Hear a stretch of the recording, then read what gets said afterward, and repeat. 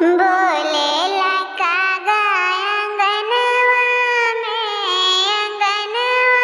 में शिवा गुरु वैनी सवनवा में।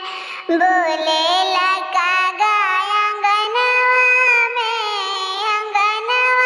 में शिवा गुरु वैनी सवनवा में।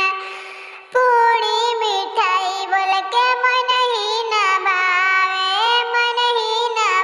बोल के मन ही न भावे। मन भावे भंगिया सवनवा में शिवा गुरु वैनी अंगनवा में। मन भावे बेल के पतैया सवनवा में शिवा गुरु वैनी सवनवा में। बोलेला कागा अंगनवा में शिवा गुरु वैया सवनवा में। बोले